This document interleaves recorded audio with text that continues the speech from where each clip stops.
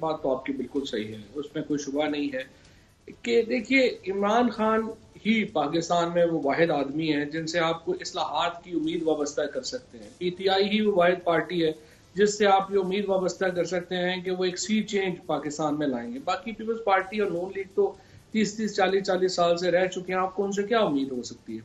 अब इशू ये है कि जो बड़े रिफॉर्म्स जिनका हमने वादा किया है, मतलब जुडिशल रिफॉर्म्स हैं, वो उससे बाद गवर्नेंस रिफॉर्म्स हैं, हमारी मुआशी इस्लाहात हैं, इनकी तरफ जो पेशरफ्त है उसके ऊपर इत्मीनान नहीं है। इसमें बहुत इम्प्रूवमेंट की गुंजाइश है और ये बात जो है वो वज़ीर आज़म साहब ने खुद भी एक से ज़ायद बार जो है ये बात की है।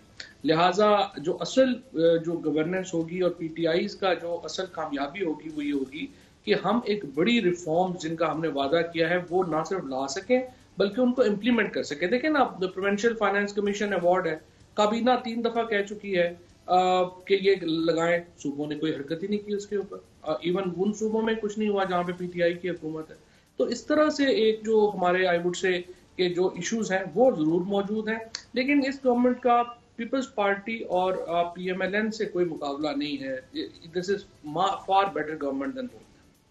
बिल्कुल, आपने जो बात की कि प्राइम मिनिस्टर इमरान खान साहब की कमिटमेंट है और जो इस्लामाबाद एडमिनिस्ट्रेशन का मैं आपके सामने उमर लियाकत रंधावा का केस रख रहा हूँ, ये प्राइम मिनिस्टर ऑफिस ने ही इंक्वायरी मार्क की थी और उसके बाद इस्टेब्लिशमेंट डिवीजन ने ये ऑर्डर्स निकाले और सेक्रेटरी इंटीरियर जो गालिबन पहले चीफ सेक्रेटरी पंजाब भी रह चुके हैं, मुतअद्दिद बार पोस्टिंग ट्रांसफर हो चुकी है, दोबारा आए हैं, उन्होंने कहा कि जी नहीं, इस ऑफिसर को आप हमारी मर्जी के बगैर चेंज नहीं कर सकते। केपीके का मामला मैंने आपके सामने रखा, पंजाब में जाके प्राइम मिनिस्टर साहब को खुद चेंज करने पड़ते हैं अफसरान। तो ऐसे मामला कब तक प्राइम मिनिस्टर साहब सिंगल हैंडेडली कैसे करेंगे? काबीना में आप लोग इस पर डिस्कशन करते हैं?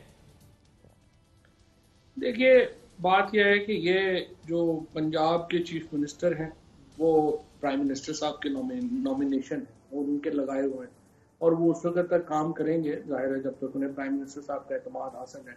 अब ये जो आपने बातें की हैं ये बड़ी स्पेसिफिक बातें हैं जिनका मैं फैक्ट्स को मैं उसको कह लीजिए कि कंफर्म या रिफ्यूट करने की पोजीशन में नहीं हूँ। और जहां तक एक उसका ताल्लुक है कि ये प्राइम मिनिस्टर साहब का विजन है और वो उस तरह से इम्प्लीमेंट नहीं हो पा रहा, एग्जीक्यूशन जो है वो एक पूरा एक अलहदा सब्जेक्ट है।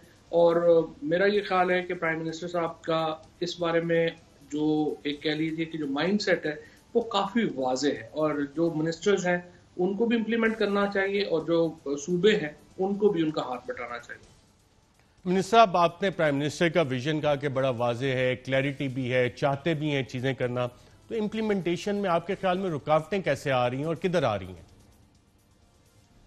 देखिए, ये एक्चुअली तो एक कॉम्प्लेक्स इशू है। ये पाकिस्तान में इस गवर्नमेंट का प्रॉब्लम नहीं है। प्रॉब्लम हमारा जो है वो गवर्नेंस के रिफॉर्म्स का है जिसमें ब्यूरोक्रेटिक रिफॉर्म्स बड़े की हैं। अब देखिए, हम जो सेक्रेटरीज लगाते हैं ग्रेड 22 में, ज़्यादातर सेक्रेटरी 8, 10, 11 महीने में रिटायर होने वाले होते हैं, या उनके सबसे छोटे बच्चे की शादी हो रही होती है या वो अपना घर मुकम्मल कर रहे होते हैं। उन्हें कोई ख़ास इंटरेस्ट नहीं होता कि आगे जो महकमा है उसको हमने कैसे चलाना है, क्या करना है।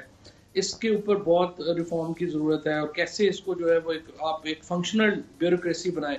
क्योंकि जो 50s में अगर आप देखें कि पाकिस्तान 50s और 60s में जो ऊपर गया है उसकी बुनियादी वजह वो ब्यूरोक्रेसी थी जो कि इंतहाई कॉम्पिटेंट ब्यूरोक्रेसी थी जो मुल्क को जो है उन्होंने एक रिफॉर्म में लेके गए। उसके बाद से ये सिलसिला जो है मुसलसल डिटेरिएट हो रहा है। इस तरीके से जुडिशल रिफॉर्म्स हैं, उनकी इंपॉर्टेंस है, ये सारी बातें हैं जो आपने अपने पहले में बड़ी तफसील से की हैं। अब कई बातें हैं जो जाहिर है कि एक अंदरूने पार्टी जो है वो होती रहती है, कुछ बातें हैं जो कि आपने जिनकी तरफ इशारा किया। अच्छा मिनिस्टर साहब, अपोजिशन फिर एक महाज बनाने की तरफ जा रही है, ऑल पार्टीज कॉन्फ्रेंस, और कह रहे हैं जी हुकूमत को हम चैलेंज करेंगे। आप समझते हैं हुकूमत के लिए कोई चैलेंज है या मार्च 2021 तक सेनेट मेजॉरिटी जब तक आप हासिल करेंगे ये छोटी मोटी कार्रवाइयां चलती रहेंगी और बाकी काफ़ी स्टेबल है हुकूमत मार्च 2021 सेनेट इलेक्शन तक? देखिए, हुकूमत को अपोजिशन की तरफ से बड़ा खतरा नहीं है। मैं जिस तरह देखिए पाकिस्तान में होता गया, पॉलिटिकल पार्टी से उसका लीडर बड़ा होता है, तो जब तक लीडर ना हो तो वो पॉलिटिकल पार्टी जो है वो फंक्शनल नहीं होती। अब मिसाल के तौर के ऊपर आप देखिए कि नवाज शरीफ साहब का यहाँ पर पीएमएलएन की लीडरशिप है वो बाहर चले गए हैं अब पीएमएलएन के अंदर एक लीडरशिप का क्राइसिस है। उनको पता नहीं चल रहा कि हमारा लीडर है कौन। मरियम बीबी को आगे करना है, शहबाज शरीफ साहब को आगे करना है, खाकान अब्बासी को करना है, किसको करना है? बिकॉज जो लीडर बनेगा वो अपना विजन देगा, पार्टी उसके मुताबिक चलेगी। लिहाजा पीएमएलएन की एक दिन पॉलिसी एक होती है, दूसरे दिन दूसरी होती है, तीसरे दिन तीसरी होती है। इसी तरीके से जो पीपल्स पार्टी का एक अपना इंटरनल क्राइसिस है। अभी बिलावल साहब को कुछ वक्त लगेगा पीपल्स पार्टी को एक पूरा तौर के ऊपर उनको एक उसके ऊपर करने में, कंट्रोल में और अपना एक उसके विजन देने में।